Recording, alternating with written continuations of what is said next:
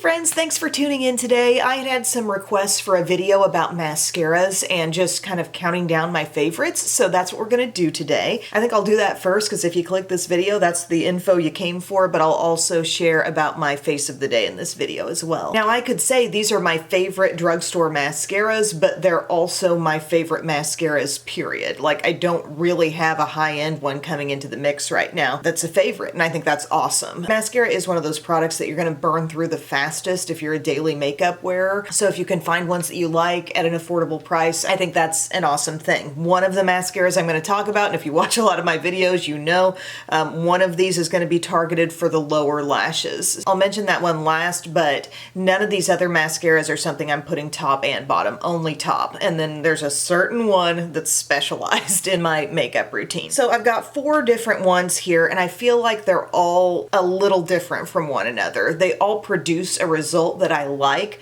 but they all kind of have a little bit different specialty. The one that I'm wearing today and that you'll see applied in the demo for this video is the Wet n Wild So Defined. This is a really good mascara, very affordable price, and finally, like outside of Wet n Wild's Big Papa mascara, and this one's even better than that, but like there haven't been a lot of mascara success stories coming from Wet n Wild for me personally. Now my lashes, I don't have the thickest bunch of lashes, and they're also very straight. They want to point down. They basically want to resist the look that I want them to have, which is turning up and being curled and being thick and long. So I've got to create that look with a mascara. And this mascara from Wet n Wild called So Defined, what I love about it is it really is a defining sort of brush. It's rubber bristles. It's got a lot of bristles and also a gentle curve. But part of what's great about this mascara is that very potentially defining brush comes out of the tube with a good amount of product on it. Like, it doesn't all just totally get cleared off. And the result of that is a pretty quick build on the lashes. So I still feel like I'm getting a defined look, but it builds up quickly and then it builds on itself well too, because that brush is coming out and you're not pulling out a productless brush that's basically just going to give you a lot of coats to get where you want to go. Here, first coat, I always see something, and then I feel like I can build on that a little bit, and the process goes by pretty quickly for me because, again, it's a brush that's got a lot of bristles, but it also comes out with a good amount of mascara. Every mascara that I'm going to talk about today, I feel like does a decent job on curl holding. There's one that's a little better than the others in that respect, but this one does do a pretty good job with holding my curl also. But I would say defining but buildable, builds on itself quickly, gives you the look you want without a lot of swipes through. I'm a fan of this, and another constant with all of these I'm going to mention for the upper lashes is that they wear well on me, and unless the mascara is really getting old, like past its prime, and this kind of goes across the board for any mascara, if you're using one that's kind of dried out a little too much, those are the ones that are going to be prone to flaking off and maybe falling off in little pieces on your cheek throughout the day. Any mascara could fall victim to that kind of tendency if it's gotten a little too dry on you. I'm just going to throw that out there, but all of these that I mentioned, they're not waterproof, but I feel like I get good all-day wear out of them. The next one I've really been loving lately has been the L'Oreal Paradise Big Deal mascara. So you look at this one, and we've got, again, a rubber bristle brush. It looks like there's more length to the bristles at the tip and the base of the brush, and maybe they pull in just a little bit toward the center, but something I've really enjoyed about this is I feel like it's good about length, and it seems to hold the curl pretty well for me too. Again, everybody's lashes are different. Some people might never use a lash curler. I'm always using a lash curler first. Probably should have said that right off the bat, but I'm holding for like 30 seconds on each eye and pulsing my Shiseido lash curler, my favorite one. But this one I feel does a pretty darn good job of holding that curl in, creating good length. So lengthening, curl holding really does make my lashes look pretty big and stretched out and lengthened out, and I think might go a little beyond the Wet n Wild probably in terms of good length. We've got a great thickening mascara here with the CoverGirl Exhibitionist Stretch and Strengthen Mascara. This is going to be one of those kind of traditional bristle brushes, okay, so it's not the little short rubber bristles. It's very spiky looking, and it does come out with quite a bit of product looking like it's sitting on the bristles. This is probably the leader of the pack in terms of a brush coming out and looking like, yeah, it's got some stuff going on there. And it really can deposit a lot of mascara on your lashes. There was a recent video I did, and granted, I've had this one on hand for probably, well over a month now. Anytime you let a mascara get a little more age on it, you hit that sweet spot where it's not too dried out, but it's also not brand new. I think you're at your sweet spot for building that up on your lashes, and this built in a really thickening way. The mascara seems to really grab the lashes, if you know what I mean. It's a formula that's not too wet. I don't really tend to like formulas that are anywhere close to Maybelline Great Lash. You know, that classic purple and green tube? No, don't give me that. I need something with a little more dryness in it, something that's thicker. And if you want a thickened up, like bigger look to your lashes, this is a really good one. When a tube of Exhibitionist Stretch and Strengthen is brand new, it reminds me a whole lot of It Cosmetics Superhero. Now, once it gets a little bit of age on it and dries out ever so slightly, it becomes more thickening than Superhero ever was. Thickened up, kind of bulked up lashes. It can give you some length too, but the real story with this one is the thickening. Essence Lash Princess False Lash Effect Mascara. Now, I hadn't always been the biggest fan of this one, but I think my problem was I wrote it off too early. Like, I'd bust it open, I'd use it. I really like the sculpting version of this very much. I've compared that to Superhero as well. It's the one with the purple details on the tube. But I always would use this one a little bit, the False Lash Effect. Like, I've owned this before several times. It's very hyped up. I'm trying to realize what the hype is, and I'd use it a little bit and think, oh, it's okay, but I wasn't wowed. Well, I've had this one a little bit longer, and let me tell you, this one is kind of like my all-around here. It does give the length, it gives the thickness, it gives my lashes that big look. Here's the funny thing, okay? It might not define as much as this one.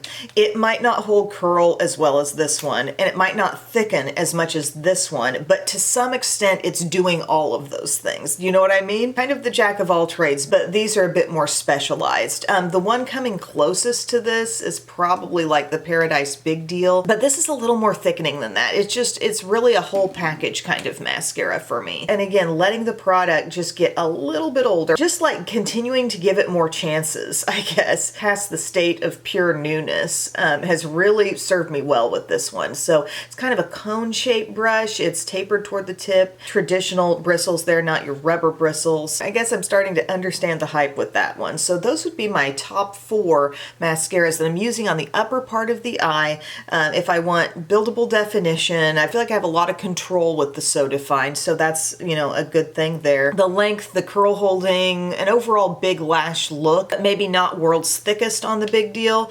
World's thickest is probably the Exhibitionist Stretch and Strengthen. Really deposits that product on the lashes without making them actually too weighed down. I can still maintain some curl with that one. And then just kind of like taking a piece out of everything I've already mentioned and being good at every little quality that I've mentioned, I would say is the Essence Lash Princess False Lash Effect. If I've really coated and coated with this one, it's not going to hold the curl as well as Paradise Big Deal. But the last one, which is a real unsung hero here, is the e.l.f. Lash Extender. So I have gone through phases of mascaras on my lower lash line. I tend to latch onto something and be pretty loyal to it for lower lashes for a while. I was using remember CoverGirl Lash Blast, Clump Crusher, the kind in the green tube, that was doing well for me for a while, but sometimes brands change formulas, and I swear, something that works for me for a long time, or maybe I also change my routine a little bit. Maybe I've got a little bit more moisture in the under eye area, I don't know, but things that used to work sometimes don't work. The little Maybelline Lash Discovery, like that for a long time, but that kind of stopped serving me for a while. And then I got into the tubing world, and I thought, this is where it's at. These are mascaras that are not waterproof, so they're not a struggle to remove,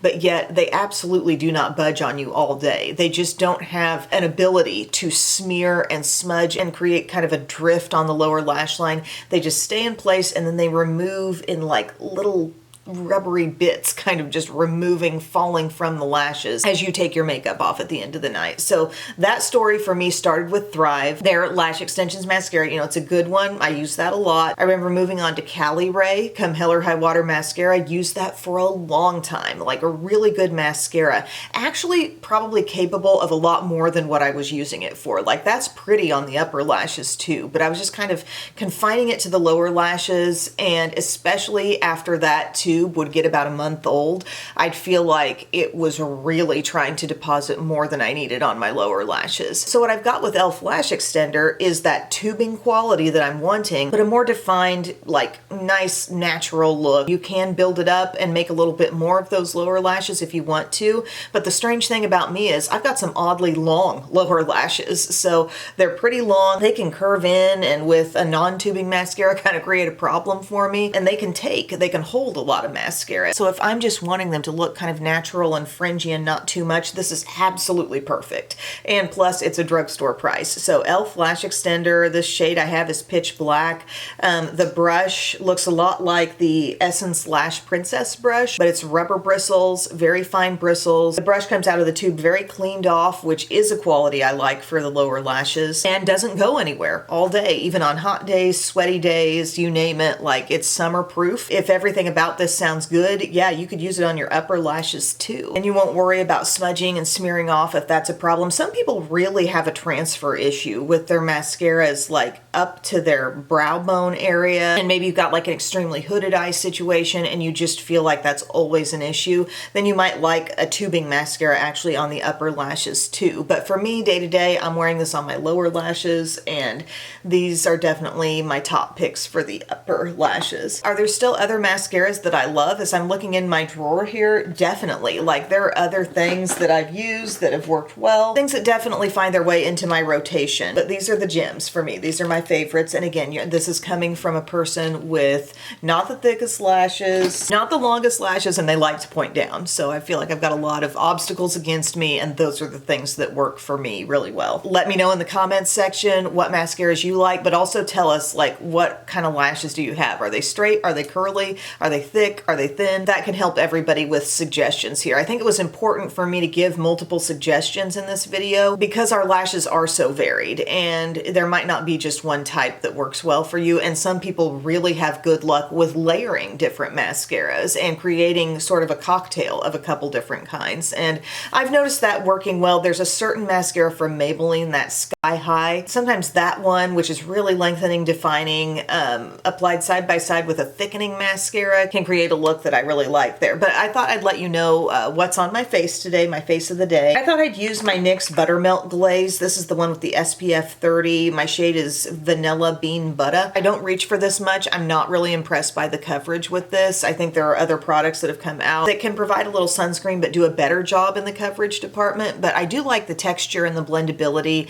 and I'm not having a ton of coverage needs right now. And I'm thinking summer, lightweight, you know, that's fine. So I've got that on. I used my Tarte Shape Tape Blur Concealer Stick, which I'm loving. I think it's just light is my shade. But just swipe that on real easy in my concealer zones. Set it with the L'Oreal Infallible Blurfection. This is the shade 10 Pink Light, and it's a very brightening, very good quality setting powder. Having used it consistently now for several days, I come away thinking, you know, I don't think it's that much better than the Wet n Wild, honestly. I'll continue to use it, but it's not as good of a value as that, and I don't think it's that much like a Head and Shoulders difference. I set elsewhere on my face because the Buttermelt Glaze leaves me very juicy. I set elsewhere with the e.l.f. Halo Glow Powder Filter in Light Neutral. I used Wet n Wild Color Icon Bronzer in Wet Shady Beaches. I used this Too Faced blush in the shade, it's their Cloud Crush Blurring Blush. The shade is Berry Dreamy, and this shade applied lightly I think is so pretty. It looks a little intimidating there in the pan, but I love the way that looks on. Revlon Skin Lights Highlighter, Daybreak Glimmer. At the very end of my look, I just kind of swept over everything because I actually felt like my under eyes might have looked a little too light, so I went over everything with this Catrice, what's it called? Sun Lover Glow Bronzing Powder. It's rather shimmery, it's very light, it's not like a real heavy bronzer or anything, but Sun-Kissed Bronze is that shade. For brows, I did my little Benefit duo of Precisely My Brow Pencil and Precisely My Brow Wax, both in the shade 4. I did Wet n Wild Mega Last Eye Primer, and then I thought I was going to create this kind of low maintenance cream shadow look, testing out some of these Morphe cream singles.